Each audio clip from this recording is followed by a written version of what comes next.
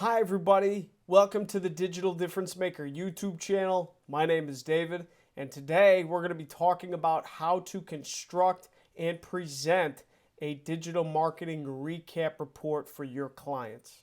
So, let's get into it.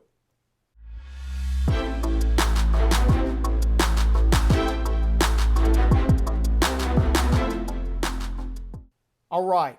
So what we're looking at right now is a sample client report that is a template that I've used, that I've actually presented to a client last week. This is more of a templated view. This won't be the actual client, but you'll get the understanding and you'll get the gist. So before we actually get into slide by slide what I include, let me just notate and give you guys a few points that'll help you along the way as you're constructing a client report. Number one being the layout. One of the main things that I would recommend, oh, and by the way, if you hear some growling or some burping or something like that, that's just my two dogs rolling around in the background, so don't mind them. But getting back into it, one of the things right off the bat, before you even create the report, I would recommend for you to think about what exactly are the most important metrics to your particular client. Now, this might seem like a very obvious thing to do, and you would be right, but you'd be surprised how many of us actually forget to concentrate on the emphasis of focus for our clients. So what I'd recommend is that in the beginning of your report or your recap, you touch on some of the basic key high-level metrics that your client needs to know about. And then at the end, you can reiterate some of those points. The reason I say the beginning and the end as an emphasis is because whenever you're giving a recap review, most of your audience will pay the most attention in the beginning and in the end, because that's when A, they're the most fresh in the beginning, and then B, when it comes time for the end, those are your conclusion points, and that's what they're going to remember. So whatever metrics you think are important to highlight and important to bring about in your client meetings, make sure to have those, have them concise. You can dive into the nitty-gritty more in the meat and potatoes of your presentation or your recap, but please, please, please make sure that you have some high-level metrics to go over in the beginning and in the end that can actually capture engagement and leave them, meaning your client, with exactly what you've accomplished for them in that time frame. So that's one tip. Another tip that I would give is do a manual report. As you can see, we're looking at Google Slides. I personally like Google Slides and PowerPoint as a method of, composing a report and presenting a report.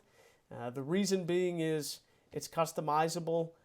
You can highlight different things when you want to, and it allows you to control the flow and keep everybody on track, and also stay in line without getting on too much of a tangent. What I've noticed sometimes in client meetings, it's very easy to get on tangents, and a PowerPoint and slides actually help keep people focused. Now, some of you may disagree.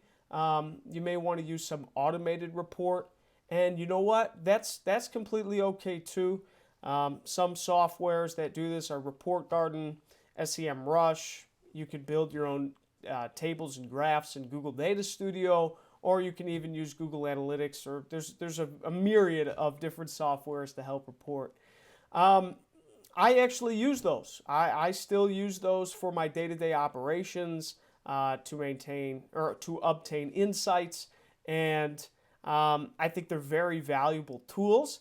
If you're going to give a long recap and review, though, something that maybe is 3 months or greater, I definitely would recommend constructing something manually, because then you can pull in a lot of different aggregate reportings from all of those interfaces and use them together.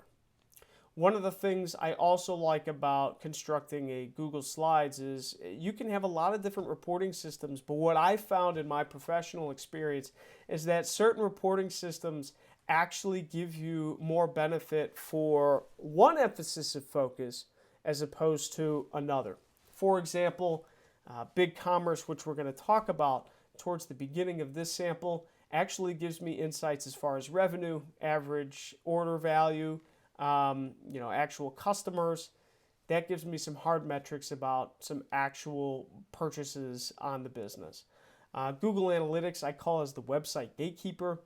That more tells me some behavior about what's happening on the website and tells me a little bit about what my customers are doing on my website. It will track orders, it will track revenue, but I do not consider it the source of truth for revenue and order tracking. I look to the actual CMS, content management system, or website platform for that information.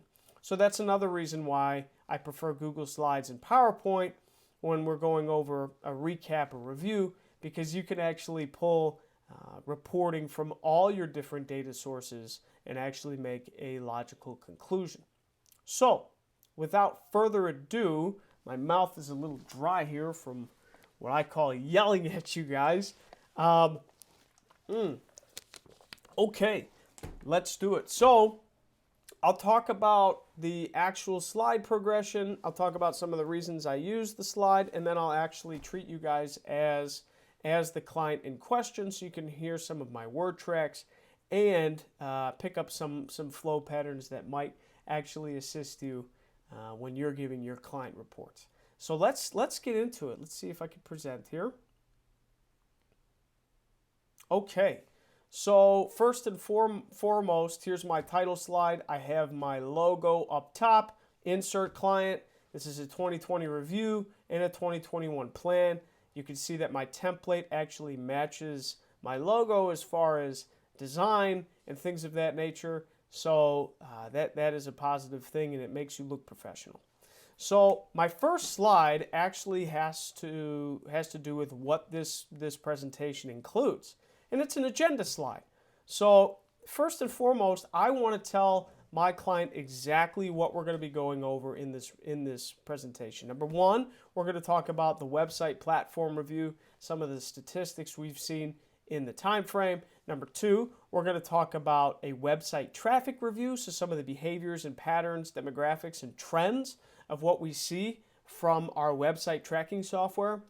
Number three and number four are PPC and SEO review, so that's pay-per-click and search engine optimization. Those are the actual services I provide this client, and we're going to review some of the highlights and results from that. And then number five, recommendations and a plan for next year.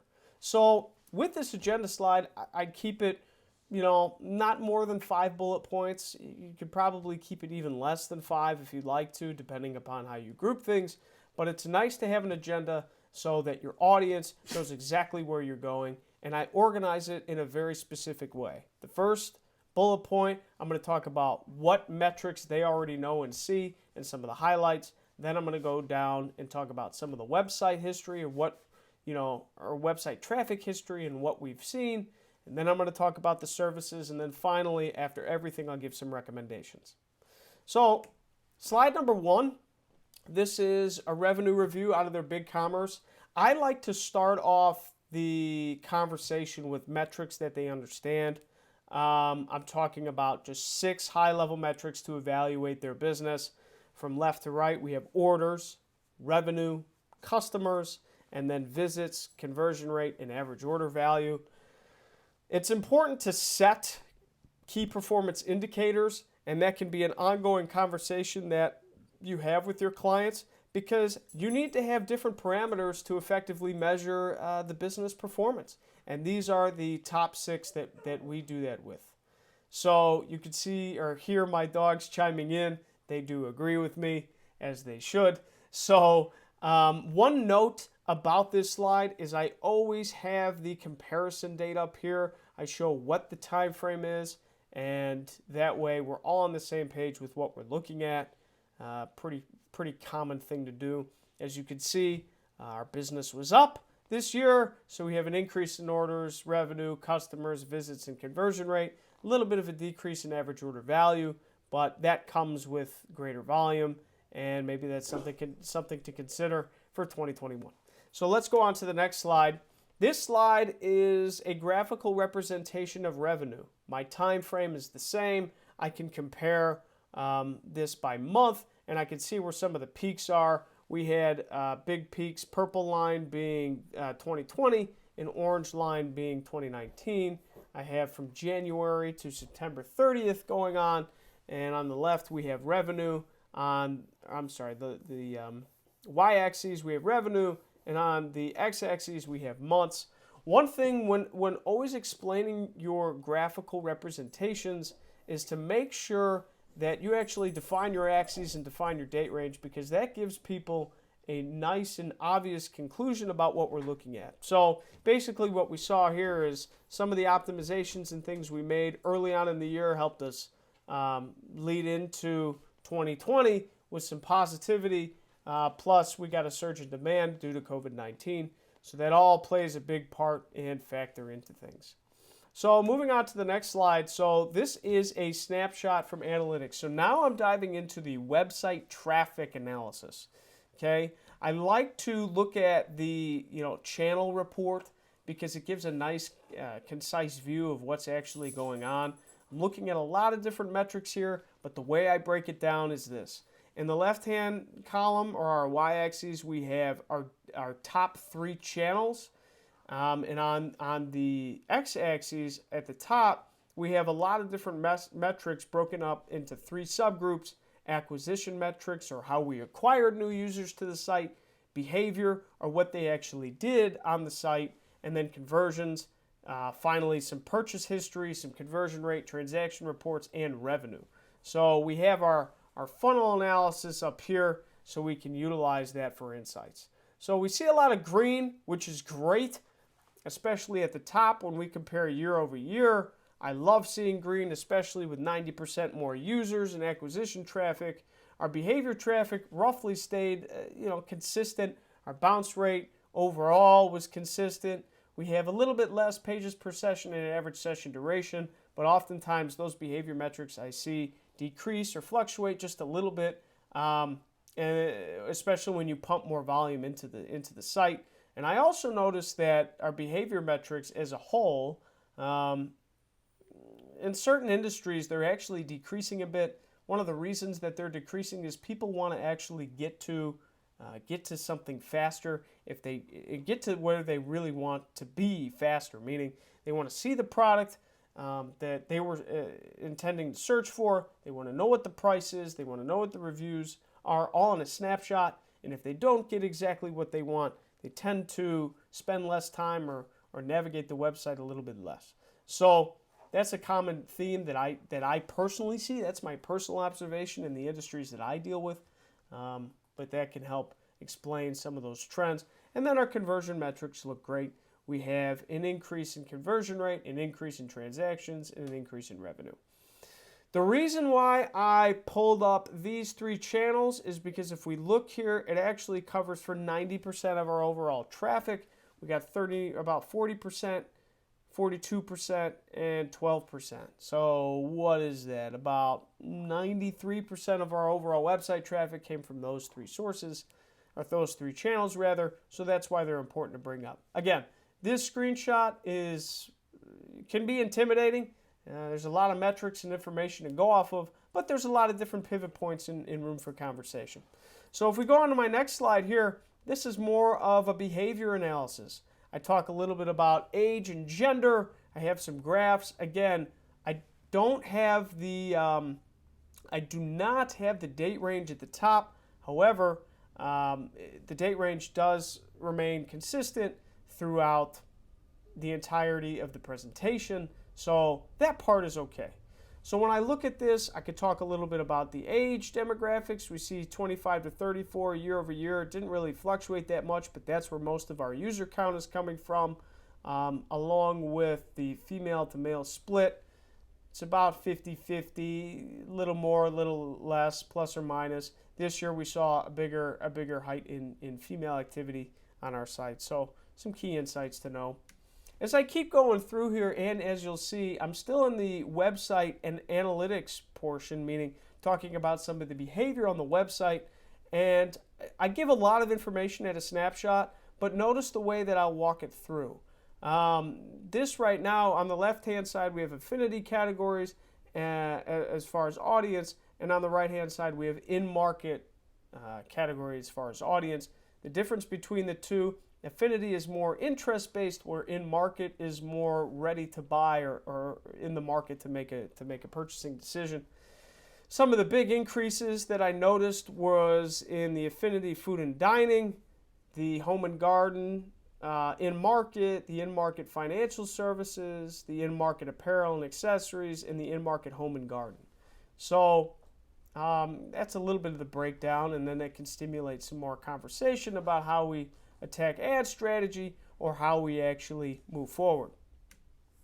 Again, here's another Google Analytics review chart. It looks pretty similar to my original channel grouping report. However, I'm actually looking at devices now. We have the same top layout on our y-axis broken out into acquisition, behavior, and conversions. You'll notice that our numbers are actually similar because the increases that we have are still looking at the same time frame. But on the left-hand side, on the y-axis, I'm looking at device category. First off, looking at mobile, then desktop, then tablet. One of the key insights that I noticed this year is that the majority of our user count came from mobile devices, 96,000. Now, if we jump all the way over here to revenue, at the same time, we actually had an increase of 166% on revenue, going from $51,000 to $135,000 earned, with also an increase in e-commerce rate. So, and transactions, of course. So we're generating not only more users, but we're converting more users as well. And the amount of those conversions are going up. Desktop still accounted for the majority of our revenue in this case, $205,000 for this entire year. However, mobile has made the most significant increase as far as user count, and it's something really to pay attention to moving forward. Tablet pretty much stayed roughly the same, about 8,500 users, and our overall revenue went down. I'm seeing this across multiple industries.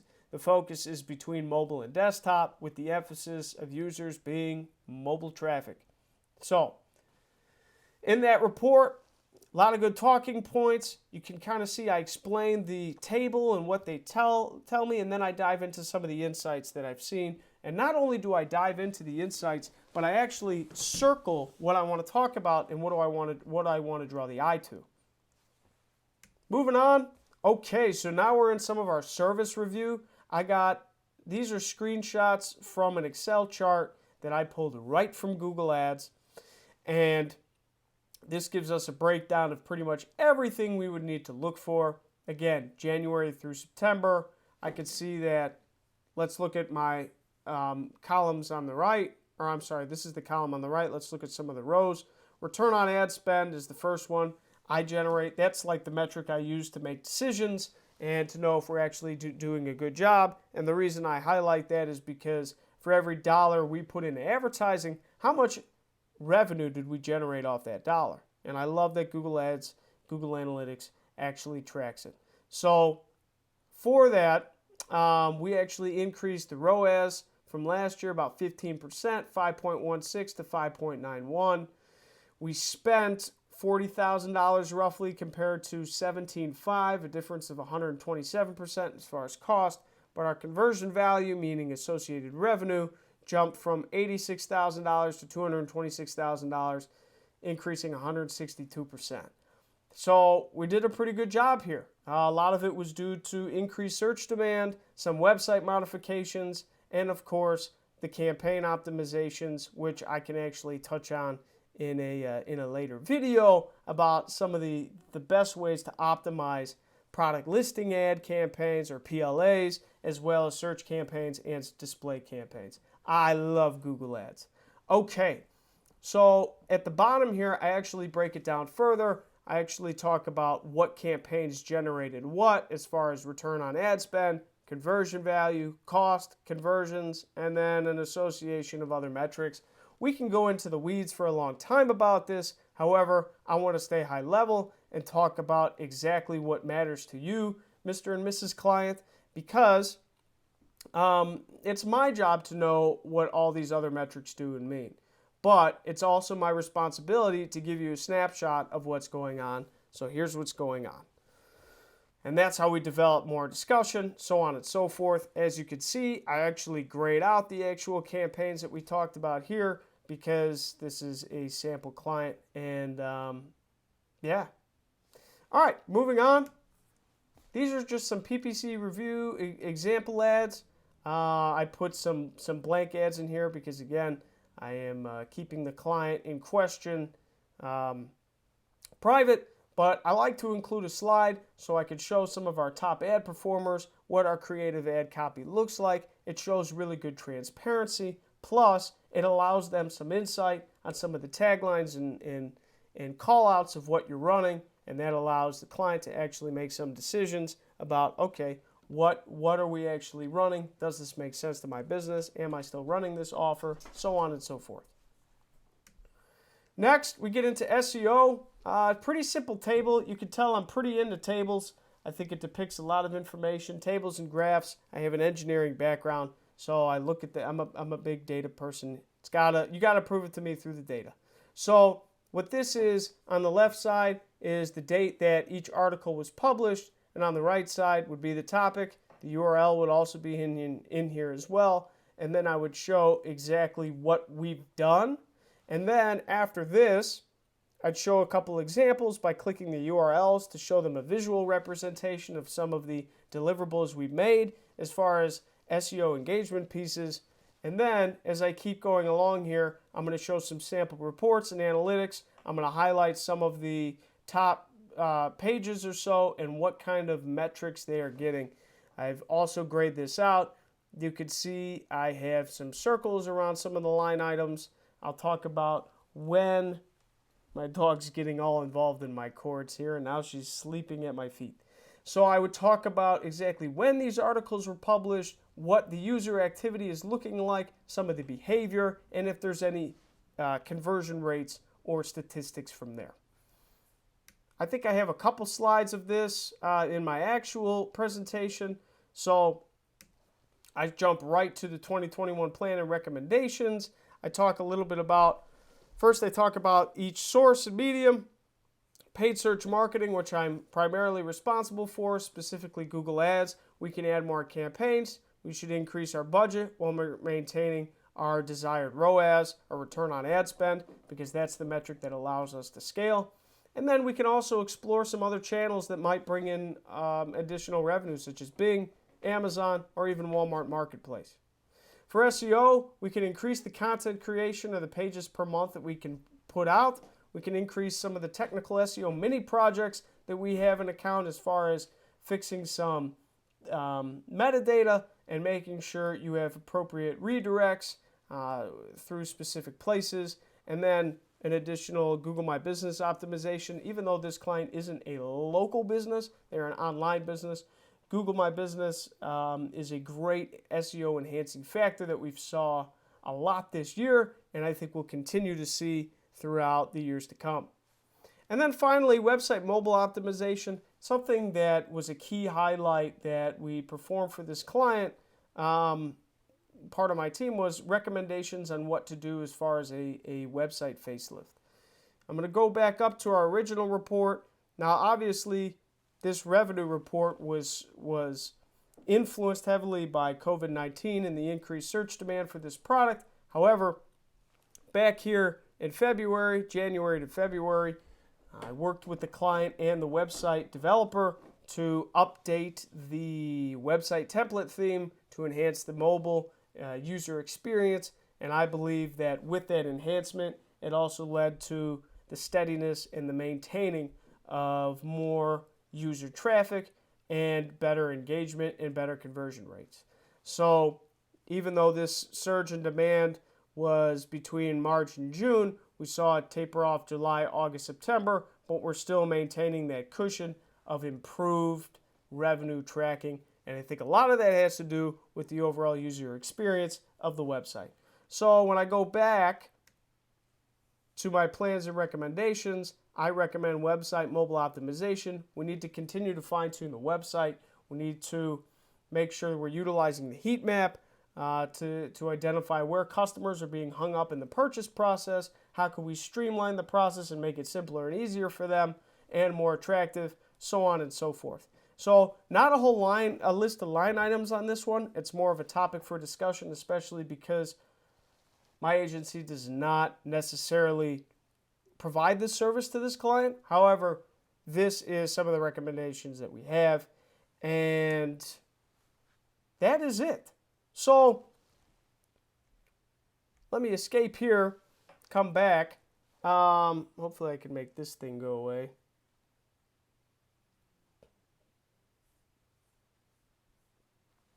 Okay, so that was the run through of my presentation. About 14 slides. Took me 20 some minutes to present. And yeah, so some of the key takeaways is to go through it, dissect it. Don't have a lot of written material that you need to read off of on your report. I think that's terrible. You should not have to do that. You can have a couple bullet points to reference, but it should be back and forth and more conversational. One thing to note as well as you're going through, please allow a break for your client or whoever you're presenting to really catch up and understand what you're saying by getting them involved. You don't have to just talk at them.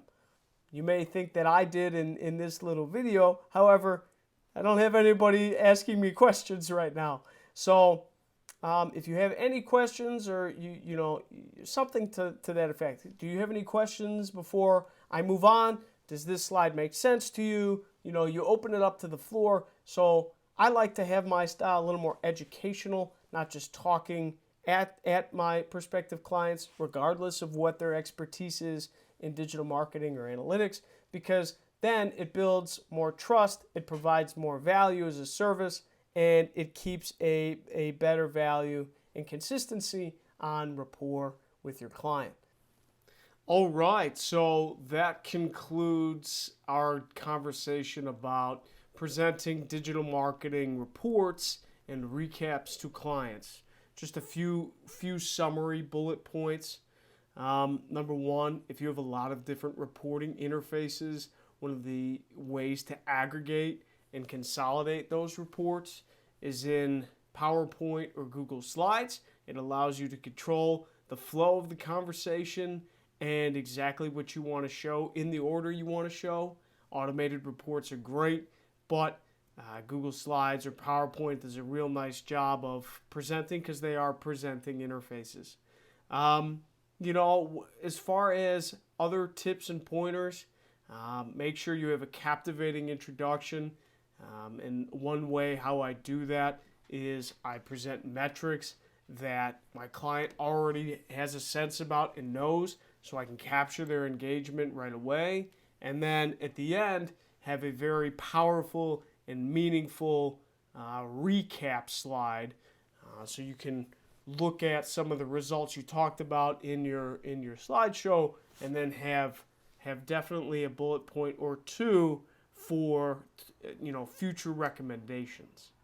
And then another tip, somewhere in the introduction, have an agenda of what the entire report or recap is going to be about, and then you can keep the trains on the tracks. All right, that's it, guys. You have everything you need to give a stellar, awesome recap of your digital marketing performance for your clients. Hope you enjoyed.